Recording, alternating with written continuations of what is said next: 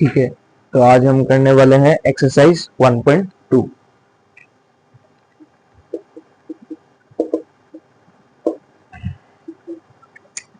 तो पहला क्वेश्चन है ट्रू और फॉल्स का। तो पहले क्वेश्चन में बोला गया है every irrational number is a real number. तो पहले क्वेश्चन लिख लेते हैं। एवरी, सब लोग अपने बुक्स को अपने साथ ही रखना। Every irrational number is a real number, is a real number. तो एक चीज देखते हैं, हम लोगों को बोला गया है इरेशनल नंबर, हर इरेशनल नंबर रियल नंबर होता है कि नहीं। पहले हम लोग जान लेते हैं इरेशनल नंबर में रियल रेशनल और इरेशनल दोनों होते हैं। इसका मतलब रेशनल और इरेशनल दोनों मिलके हम लोगों का रियल नंबर बनता है। तो जब यहाँ पे लिखा है every irrational is a real number, तो इसका मतलब ये सही है, क्योंकि हर एक इरेशनल नंबर रियल नंबर के अंदर ही मौजूद है। अभी आ जाते हैं 2 नंबर पे। तो पहले इसका जवाब क्या होगा? इसका जवाब हो जाएगा 2।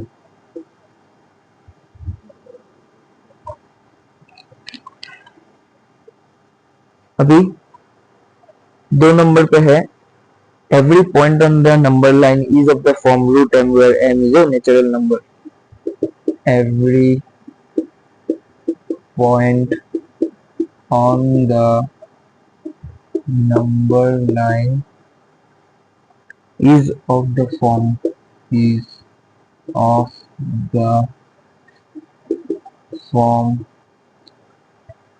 root m where m is a natural number. Where n is a natural number. तो इसको पहले समझते हैं। हर एक पॉइंट नंबर लाइन पे रूट m का फॉर्म में होता है, जहाँ पे m एक नेचुरल नंबर है। इसको एकदम आसान भाषा में समझते हैं।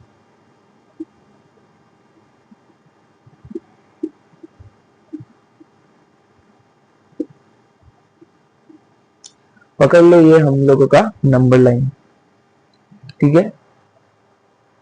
तो समझ लो, हम लोग इसको रूट 1 के ऊपर रूट लगा सकते हैं, 2 के ऊपर रूट लगा दे सकते हैं, मगर देखे तो 1 क्या है, इसका अंदर में जो 1 घुसा हुआ है वो 1 एक नेचुरल नंबर है।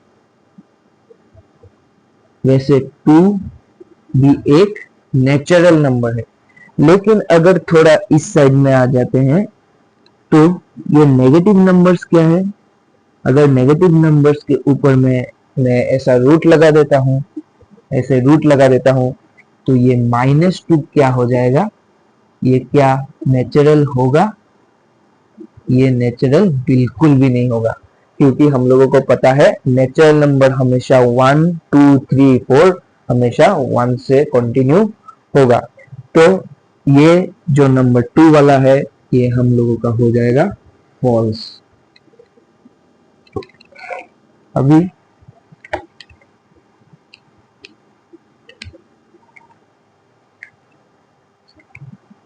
3 नंबर में दिया है every real number is a irrational number. इसको पहले लिख लेते हैं। Every real number is irrational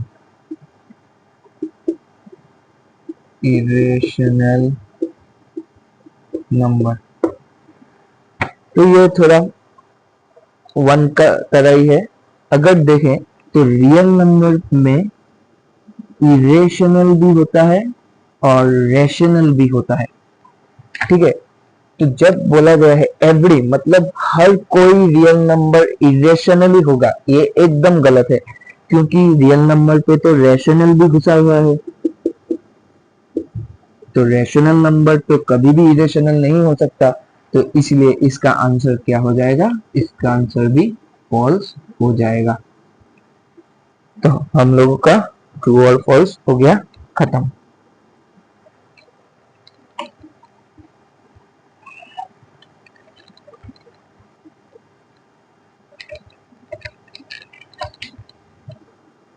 अभी हम लोगों का है नंबर 2। नंबर 2 हर कोई देखेंगे अपने किताब पे।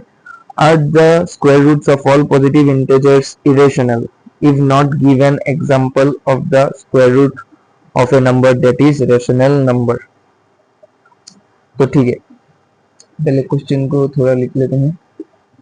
Are the square roots of all positive integers of all positive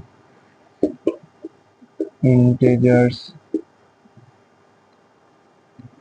is rational?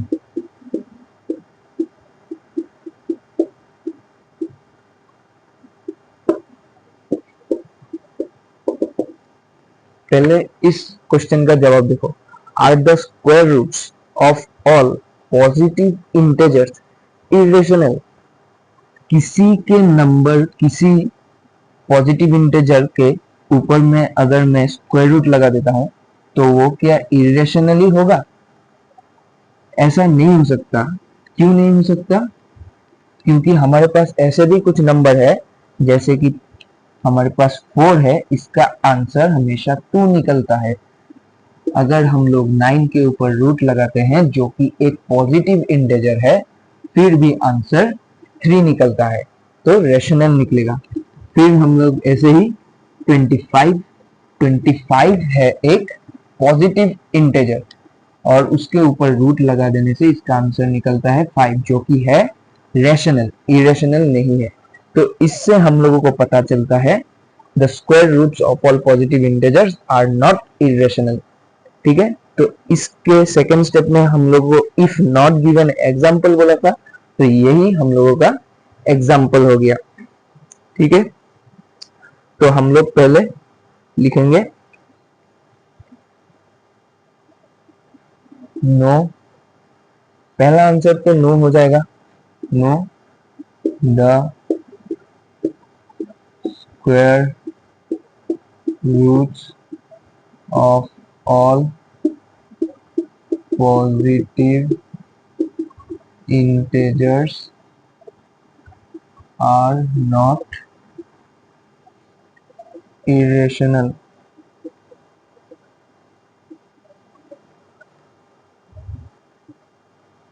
देखिए, since so no the square roots of all positive integers are not irrational since ऐसा देके रख देना, आंसर हो गया खत्म। अभी नंबर 3 है जो रूट 5 को रिप्रेजेंट करना है नंबर लाइन पे, तो ये थोड़ा इंपॉर्टेंट है।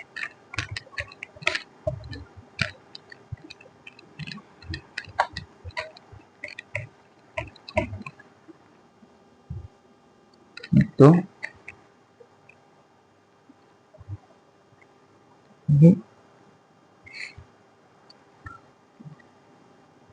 नंबर 3 का सॉल्यूशन, तो पहले यहाँ पे क्वेश्चन में बोला गया है represent root 5 on number line.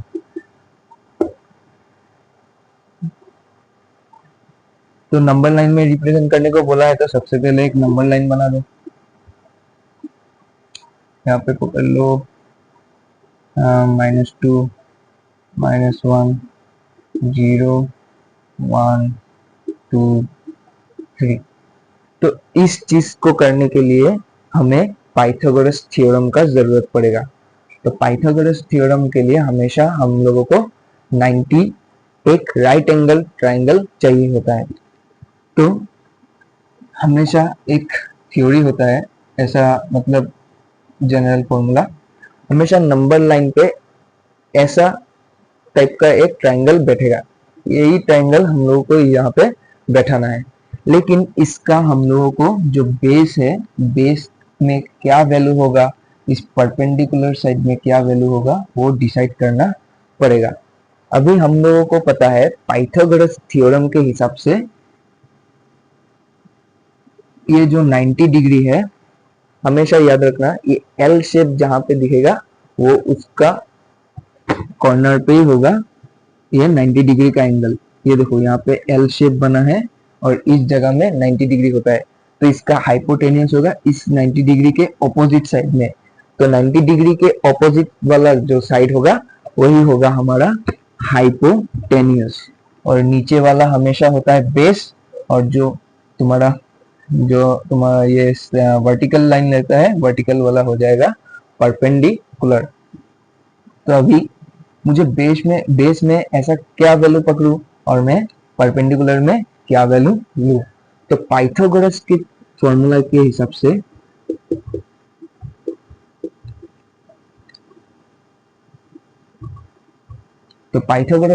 से हाइपोटेन्यूज का स्क्वायर हो जाता है बेस का स्क्वायर प्लस परपेंडिकुलर का स्क्वायर। तो अभी मुझे बेस का ऐसे by trial and error method से करके देखना पड़ेगा। यहाँ पे मुझे आंसर में, जब मुझे यहाँ पे क्वेश्चन पे √5 निकालने को बोला है, हम लोगों को इस चीज में 5 निकालना है। ऐसे तो ट्रायल एंड एरर मेथड से पकड़ लेते हैं, b का वैल्यू 1 पकड़ लो, तो 1 पकड़ लिया, तो 1 b का वैल्यू अगर 1 होता है तो स्क्वायर लगा देंगे प्लस, अभी p का वैल्यू 1 ले लो, तो p के ऊपर स्क्वायर है ना, तो ये भी स्क्वायर भी लिखना पड़ेगा। तो 1 1 जा 1 हो जाएगा प्लस 1 स्क्वायर मतलब 1 इंटू 1, तो 1 हो जाएगा। तो आंसर क्या हो गया 2। अभी इस साइड में 8 स्क्वायर था, ठीक है। अभी हम लोगों को पता है 8 स्क्वायर को उस तरफ भेज देने से, ये स्क्वायर वाला को इक्वल साइड के उस तरफ भेज देने से ये रूट हो जाता है। कैसे रूट होगा, ये देयरफॉर h इक्वल √2 ऐसा हो जाएगा। मगर यहाँ पे देखो, यहाँ पे तो 5 है लेकिन हम लोगों का क्या निकला है, 2 निकला है, तो इसलिए इसका मतलब जो हम लोगों ने पकड़ा था 1, ये गलत है कहीं पे, ठीक है। तो अभी अचानक से यहाँ पे दोनों को चेंज मत करना, किसी एक को चेंज करेंगे। सपोज इसको चेंज करते हैं, यहाँ पे 1 की जगह 2 एज्यूम करके देखते हैं, तो हम लोगों का आंसर हो जाएगा 2 2 जा 4, तो 4 + 1 हो जाएगा अभी 5, तो 5 का आंसर अभी निकल जाएगा तुम्हारा √5। तो अभी हम लोगों को दिखाई दे रहा है बेस का वैल्यू हम लोगों ने क्या पकड़ा था, 2 पकड़ा था, तो बेस का वैल्यू हम लोग लेंगे 2 यूनिट, और परपेंडिकुलर के जगह पे 1 है तो परपेंडिकुलर का यूनिट हो जाएगा 1। तो अभी क्या करना है, 0 से लेके बेस, जब हम लोगों ने 2 पकड़ा है तो बेस से यहां तक हम लोग को इसका ट्राइंगल का बेस 2 ले लेना है, तो 2 यूनिट, और जो परपेंडिकुलर है परपेंडिकुलर का यूनिट 1 लेना है। तो स्केल से एकदम एक 90 डिग्री के एंगल से हम लोग एक 1 बनाएंगे। एक प्रोटेक्टर ले लेना है, प्रोटेक्टर लेके वहां पे 90 डिग्री का एंगल मेजर करके एक यहाँ पे 1 यूनिट का बना देना। यहाँ पे हो गया ये 1 यूनिट का, और यहाँ पे कुछ नाम दे देंगे हमें, और ऐसे मैच में 0 को कभी कभी ओ भी बोला जाता है ज्यादातर, तो ये हो गया हमारा O, यहाँ पे नाम दे देंगे इसको A, इसको नाम दे देंगे B। अभी जो O और B है इसको ज्वाइन कर देंगे। अभी ज्वाइन कर दिया, तो ज्वाइन कर देने के बाद ये हाइपोटेनियस, ये हमारा हाइपोटेनियस हो गया, और इसका ही वैल्यू √5 हो जाएगा। कैसे हो गया, क्योंकि देखो हम लोगों का हाइपोटेनियस √5 निकला था, इसका मतलब इस हाइपोटेनियस के जगह पे तो √5 होगा, इसका हाइपोटेनियस का वैल्यू तो √5 हो जाएगा। तो इसीलिए सेम इसका तरह ही यहाँ पे √5 हो गया। अभी यहाँ पे √5 का लाइन तो यहाँ पे रहने से नहीं होगा, हम लोगों को नंबर लाइन पे रिप्रेजेंट करना है, तो इसके वजह से क्या करना होगा, जो एक कंपास लेके उसका पॉइंट को, कंपास के पॉइंट को यहाँ पे लगा के हम लोगों को रेडियस यहाँ तक ओ बी रेडियस लेना है। ओ बी रेडियस लेके कंपास को यहाँ से एक आर्क बना देना है। तो जो कंपास से हम लोग एक आर्क बनाएंगे, आर्क इस लाइन में कट लेगा और यहाँ पे एक पॉइंट ऐसा कुछ भी नाम दे देना। तो हम लोग यहाँ पे बोल सकते हैं here P represents √5 on number line। तो ये हो गया हमारा √5 on the number line represent हो गया। लेकिन यहाँ पे अभी थोड़ा जस्टिफिकेशन करना है, हम लोगों ने कैसे किया वो दिखाना है। तो उसके पहले इन ट्राइंगल OAB दिखा देना, OAB दिखा देना है। और अभी हाइपोटेन्यूस का स्क्वायर लेना है। हाइपोटेन्यूस यहाँ पे हम लोगों का है OB, यहाँ पे OB स्क्वायर लेना। बेस क्या है OA, तो OA स्क्वायर प्लस लिख देंगे हम लोग AB स्क्वायर, AB स्क्वायर यहाँ पे लिख देना बाई पाइथागोरस थ्योरम। और मैथ्स में हमेशा याद रखना, वीडियो देखते हुए खुद भी किताब और पेन लेके खुद भी करते रहना, नहीं तो कभी समझ में नहीं आएगा। समझ में आ भी सकता है क्योंकि नहीं पता, ठीक है। अभी OB square equal OA square, OA के जगह पे 1, OA के जगह पे हम लोगों ने इसका यूनिट कितना लिया था, 2 लिया था, तो 2 स्क्वायर प्लस 1 स्क्वायर, तो 2 2 हो गया 4 प्लस 1 हो गया 5। यहाँ पे हम लोग लिख देंगे, यहाँ पे OB स्क्वायर लिखते रहना है, OB स्क्वायर ऐसा। तो लास्ट में हम लोगों का आंसर क्या हो जाएगा, ये नेक्स्ट लाइन यहाँ पे लिख देना, OB का जो स्क्वायर है उस तरफ भेज देंगे, तो यहाँ पे 5 के ऊपर एक रूट लग जाएगा। तो हम लोगों का OB √5 हो गया।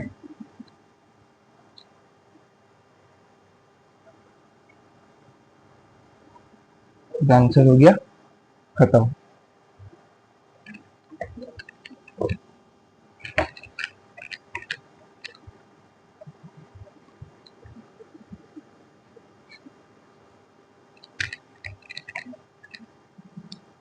और एक जो इम्पोर्टेंट बात बोलना है, वो इम्पोर्टेंट बात है, तो इस फॉर्मूले से हम किसी भी रूट को निकाल सकते हैं। जैसे हम लोगों को कभी कभी √2 निकालने को बोलता है, तो √2 मैंने दिखाई था, यहाँ पे अगर 1 ले लेते हैं, 2 के जगह पे 1 ले लेते हैं, तो यहाँ पे √2 आ जाएगा। वैसे ही हम लोगों को दिखाई दे रहा है, यहाँ पे भी अगर 1 के जगह पे 2 ले लेता हूँ तो क्या हो जाएगा 4 + 4, तो 4 + 4 हो जाएगा 8, 8 के जगह पे हो जाएगा √8। तो हम लोगों को कभी अगर √8 रिप्रेजेंट करने दे दिया तो यहाँ पे बेस के जगह पे 2 यूनिट लेंगे और परपेंडिकुलर के जगह पे भी 2 यूनिट लेना पड़ेगा। तो इस फॉर्मूले से हम लोगों को किसी रूट का डायरेक्ट रिप्रेजेंट कर सकते हैं। लेकिन ऐसा भी कुछ रूट है जिनको डायरेक्ट रिप्रेजेंट नहीं कर सकते हैं, जैसे √6 हो गया, √7 हो गया। तो इन लोगों को कैसे रिप्रेजेंट करना है, तो सेम पहले हम लोगों ने क्या किया था, यहाँ पे 0 था, 1 था, यहाँ पे 2 था, ठीक है। तो हम लोगों ने इसको बेस पकड़ लिया था और यहाँ पे 1 यूनिट का लेके यहाँ पे OA था, यहाँ पे B था और यहाँ पे ज्वाइन कर दिए थे, तो ये √5 निकल गया था। तो यहाँ तक हमने इस पिछले वाले क्वेश्चन पे किया था। तो यहाँ तक जब हम लोगों का √5 निकल गया, तब क्या करना है, ये जो ऊपर वाला हिस्सा है B वाला पॉइंट, यहाँ पे एक इस लाइन से एक 90 डिग्री का एंगल लेके 1 यूनिट का एक लाइन ड्रॉ करना। ये भी देखना, ये L शेप का होगा, मतलब यहाँ पे 90 डिग्री का होना ही होना है, हमेशा याद रखना, ये L शेप का होगा, पूरा 90 डिग्री का होगा। तो इस चीज को जब हम लोग ज्वाइन कर देंगे, यहाँ पे कुछ नाम दे देना, E दे देना, तो इस जब लाइन को जब ज्वाइन कर देंगे, O के साथ ही ज्वाइन करना है हमेशा, ओ के साथ ज्वाइन करना है, तो ये हम लोगों का निकल जाएगा √6।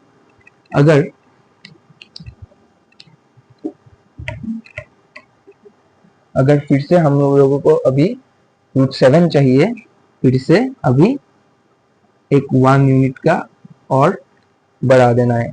अभी फिर से इस पॉइंट को F नाम दे दो। अभी इसको कहाँ पे ज्वाइन करना है, इस O वाले पॉइंट में ही ज्वाइन करना है। तो यहाँ पे हम लोगों का निकलेगा √7। तो हमेशा याद रखना है, जब भी हम लोगों का कुछ ऐसा कुछ रूट दे देगा जो हम लोग डायरेक्ट रिप्रेजेंट नहीं करना है, तब उसका नियरेस्ट पॉइंट देखना है। जैसे कि नियरेस्ट पॉइंट में डायरेक्टली किसको प्लॉट कर सकता हूँ, √5 को। तो √5 को मैंने ड्रॉ कर दिया। √5 को ड्रॉ करके, √5 को ड्रॉ करने के बाद √6 को करना है, उसके बाद √7 को करना है। लेकिन अगर √3 को दे देता है, √3 को दे देने से हम लोगों को पहले √2 ड्रॉ करना होगा। √2 कैसे होगा, यहाँ पे 0 है, यहाँ पे 1 है, यहाँ पे 2 है। तो √2 के लिए हमेशा 1 यूनिट ही लेना पड़ता है। 0 से 1 लेंगे और 1 से फिर से 1 यूनिट। तो 1 और 1 यूनिट लेके हम लोगों का √2 निकलेगा। फिर से वैसे ही 90 डिग्री का एंगल लो, ये एल शेप अभी ज्वाइन कर दो, तो ये निकल गया √3। तो ये एकदम इजी होता है। √4 चाहिए, एक 90 डिग्री का एंगल बनाओ, 1 यूनिट बढ़ा दो। हमेशा याद रखना, सिर्फ 1 यूनिट बढ़ाना होता है। 1 यूनिट बढ़ा देना है और इसको O के साथ ज्वाइन करना है। तो इन चीज को, इन डायग्राम्स को बोलते हैं square root spiral. Square root spiral. लेकिन ये काम कैसे करता है, मतलब इस फॉर्मूले के हिसाब से कैसे काम करता है। अभी देखो यहाँ पे, अगर हम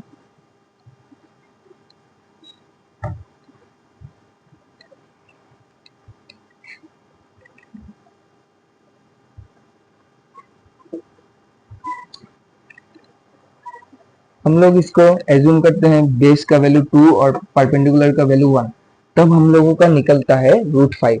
लेकिन इसी फॉर्मूले में अगर मैं थोड़ा चेंज कर देता हूँ, क्या चेंज कर सकता हूँ, अभी अगर देखो बेस हो जाता है √5 और यूनिट हो जाता है 1। बेस का जगह में अगर मैं √5 का स्क्वायर ले लेता हूँ, तो बेस के जगह में अगर मैं √5 का स्क्वायर ले लिया, तो इसका वैल्यू क्या हो जाएगा, 5 प्लस 1 1 जा 1। तो ये 5 कैसे हो गया, किसी नंबर का अगर किसी पॉजिटिव, अगर कोई भी पॉजिटिव स्क्वायर रूट हुआ और उसका अगर स्क्वायर लग गया, तो वो स्क्वायर से बाहर निकल जाता है, एक सिंगल नंबर बन जाता है। ये A हो जाएगा। ठीक है, आसान भाषा में कहूँ तो √A इंटू √A एक सिंगल A हो जाता है। तो इसलिए कभी भी किसी नंबर के ऊपर अगर तुम्हारा रूट लगा हुआ है, किसी नंबर के अगर रूट लगा है और वो स्क्वायर, उसका पावर स्क्वायर है, तो वो हमेशा निकल जाता है बाहर, वो सिंगल नंबर बन जाएगा। तो वैसे ही ये हम लोग का ये 5 हो गया, ये 1 1 1 जब 1 हो गया, तो 5 प्लस 1 क्या हो जाएगा, 6। और ये स्क्वायर वाला वो राइट हैंड साइड में चला गया, तो हम लोगों का आंसर हो जाएगा √6। तो इसलिए इस ट्रायंगल में हम लोगों का आंसर हो जाता है √6।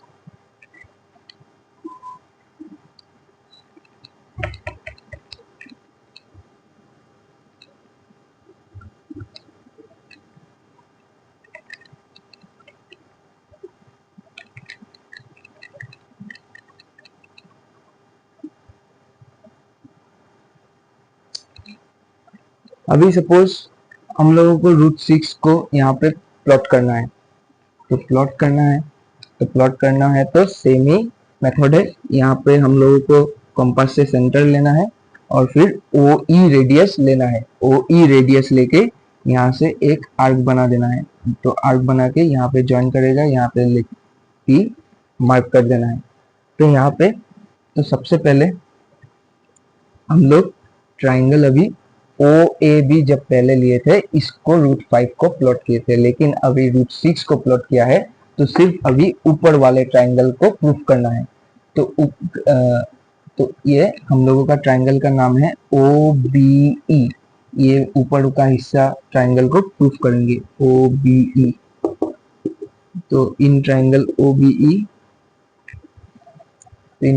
OBE में क्या करना है, हाइपोटेनस का स्क्वायर है हम लोगों का OE square equal OB square plus BE square. यहाँ पे लिख देना Pythagoras theorem, by Pythagoras theorem.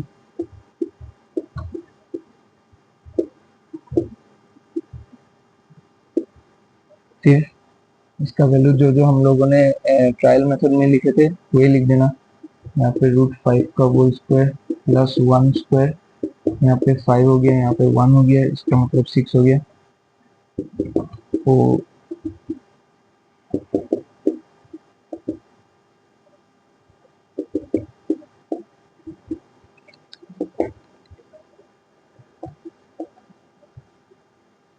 तो ऐसे हम लोगों का OE इक्वल √6 निकल जाता है। तो इसके बाद थोड़ा लिखना पड़ता है ऐसे। इसके बाद लिखना by taking O as center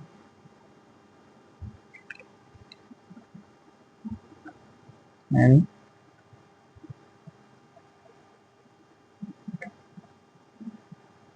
by taking O as center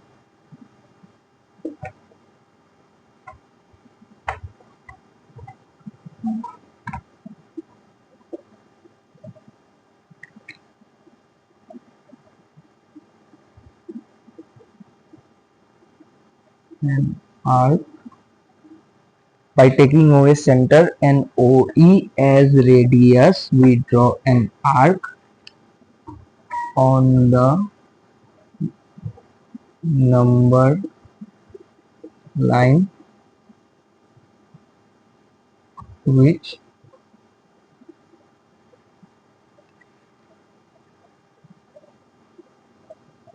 draw an arc on the number line। इसके बाद लिख देना here P represents √6 on number